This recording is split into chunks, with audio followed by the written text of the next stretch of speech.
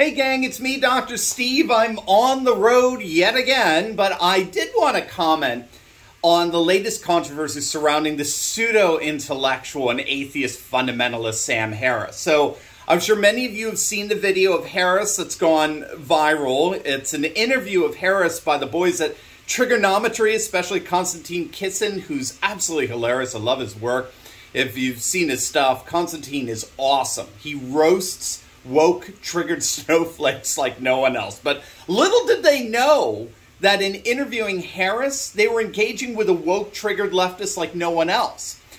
As they were dialoguing with Harris, the subject of Trump and the 2020 election came up, and Harris actually overtly admitted that Twitter censorship of the New York Post bombshell revelation of the Hunter Biden laptop just weeks before the election was, in his words, a, quote, conspiracy to prevent Donald Trump from winning the election. And he went on to say that he thought it was totally justified.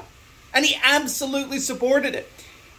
And the clip of the interview begins with one of the most astonishingly unbelievable statements.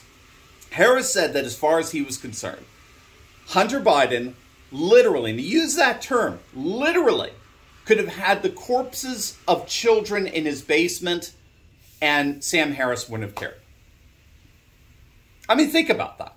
Hunter Biden literally could have had the corpses of children in his basements, and Sam Harris would not have cared about that. For Harris, nothing compared to the horror that is Donald Trump. And he made his point absolutely clear. He went on to say that whatever scope of Biden's corruption may be, if we just go down that rabbit hole endlessly and understand that he's getting kickbacks from Hunter Biden's deals in Ukraine or wherever else, or China, again, according to Harris, and all of that, in his words, is infinitesimal compared to the corruption that Trump is involved in, which of course he never explained, apart from asserting that it could all be summarized in Trump University. It reminded me of that guy, that rabid anti-Trump professor. Did you see that video? Who was interviewed on national television about the raid. He was protesting, I think it was in front of Trump Towers in New York, if I recall correctly. And he held a sign that said, you know, arrest Donald Trump. And an interviewer asked him if he was aware of how unprecedented that was, to raid the home and to call for the arrest of a former president. And this anti-Trump zealot was like, well, I don't know of a former president that has committed this many provable criminal acts, to which the interviewer responded, so what are these provable criminal acts? And this leftist nut just stood there dumbfounded, and he was like, and he just said, all right, I'm done talking. It was so cringeworthy. Talk about allowing your rhetoric to get ahead of your evidence. And that's exactly what happened to this pseudo-intellectual Sam Harris. He made an utterly outlandish, frankly, morally reprehensible statement that Biden's son could have had the corpses of children in his basement, literally. And he said literally. And it wouldn't have mattered to him because Donald Trump was that corrupt. Even though he couldn't give a single example of that corruption that supposedly eclipses the moral horror of having the corpses of children in one's basement. But then, if you can believe it, Harris dug himself even deeper. He went on to say that all of that doesn't answer the critics who said that it's an entirely different thing to the fact that you had Twitter deliberately trying to bury the story of Hunter Biden's laptop by suspending the New York Post Twitter account, and how it was all part of what Harris himself called a left-wing conspiracy to deny the presidency to Trump, which is true, right? The two things are not the same. You may have a moral problem with Trump, that's fine, but that's categorically different from advocating a left-wing conspiracy to deny Trump the presidency, which deliberately attempted to bury the bombshell story. Harris acknowledged that distinction, and then he fully acknowledged that there was indeed a left-wing conspiracy in the media to bury the Hunter Biden laptop story just weeks before the election. And then he said he absolutely agreed with it. In his words, it was entirely warranted. And it was at that point that Konstantin Kisin, one of the interviewers, who you could tell he couldn't believe what Harris just said.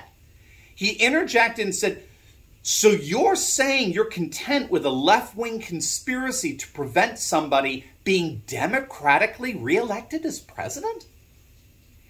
And Harris tried to dodge the question. He immediately contradicted himself. He said, well, it's not left-wing. Liz Cheney isn't left-wing. As if that settled it. As if that settled it. Not only was he tripping over his very own words, but he blurted out a ridiculous attempt at deflection. So you're all for this left-wing conspiracy you yourself just mentioned? Oh, it's not left-wing. This is why people call Harris a fraud. I mean, he tries to pass himself off as an intellectual, sitting on the same stage as Jordan Peterson, doing his best to keep up with him, his brow raised in an inquiring manner, when in point of fact, the guy is just another brainwashed, woke leftist and nothing more. He's a pseudo-intellectual. So Konstantin followed up and asked him to clarify. So you're content with a conspiracy to prevent somebody being democratically elected? And then Harris said this, and it was beyond revealing. He pivoted to what the New York Post called an outlandish analogy that compared keeping Trump from winning a second term to deflecting an asteroid hurtling towards Earth. He said, look, if people get together and talk about what we should do about this, you know, if there's an asteroid heading towards Earth and people huddled around in a room with all of our friends to discuss what we could do to deflect this course, would that be a conspiracy? And he then went on to claim that Donald Trump was an existential threat similar to an asteroid hitting the Earth. And Kisin, again, to his credit, pushed back, saying that Harris was effectively arguing for a plot to destroy democracy in the process of supposedly protecting democracy. And that, my friends, is the real intellectual in that room. Because that's exactly what Harris was doing. That's exactly what he was advocating. This pseudo-intellectual, right? Part of the kabuki theater actors playing their roles assigned to them by our left-wing media. They are all collectively trying to destroy democracy, all as they claim to protect it. Just think about it. What Harris just did there is he defends the notion that a bunch of unelected people in a room had the right to circumvent democratic norms. Fine, Sammy, you again, let's underline that. You think Trump is akin to an asteroid.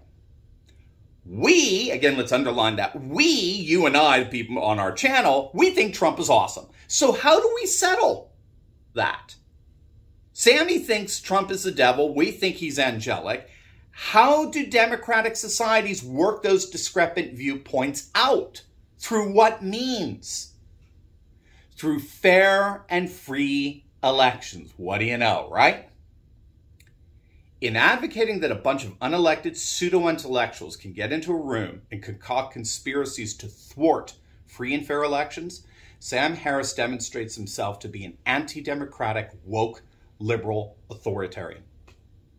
It was a stunning admission. Now, Harris has been doing everything since this video's release. He's been doing everything to backtrack, but no one's buying it. Even those close to him, some of his fellow atheists, even they are distancing themselves from Sam Harris big time right now, because what Harris said was really revealing, besides his own intellectual shortcomings. It's a radical moral arrogance that pervades the liberal left. Victor Davis Hanson talks about this a lot. Victor Davis Hanson, the Hoover Institute. Woke leftist liberals believe they are morally superior, and therefore they have the right to circumvent democratic norms and threaten to disrupt their social engineering. Managing and remaking the world according to your own narcissistic image is too important to trust to democratic processes where a bunch of knuckle-dragging citizens threaten to disrupt our morally superior aims and goals. That's what's really behind all this. Sam Harris is just saying the silent part out loud. And his interlocutors were shocked to hear someone so brazenly and overtly admit this. What the rest of the leftist ilk would never admit in public. They're too smart. And besides that, right? Dealing specifically with the social media oligarch censoring of the Hunter Biden story, how does someone like Harris, who makes his living on social media, how does someone who depends on the digital dissemination of his ideas, however nutty they may be, and boy, does he have some goofy ideas, as you can tell. But besides that, how does someone who so obviously depends on the digital dissemination of his own ideas so callously advocate for digital censorship? The only way he can do that is through his own morally myopic narcissism. I simply don't see any other way around that. He has to be so flipping full of himself. He has to believe himself to be so morally superior to you and me so as to see that what's sauce for the Trump-supporting goose isn't sauce for the left-wing gander.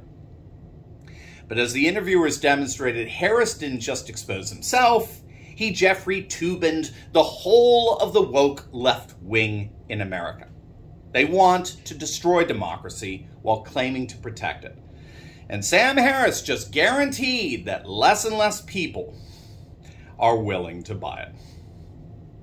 Gang, make sure to smack that bell and subscribe button, and you'll definitely want to check out my latest video on the odious Brian Stelter finally getting fired from CNN. You're going to absolutely love it, so make sure to click on that link, and I'll see you over there.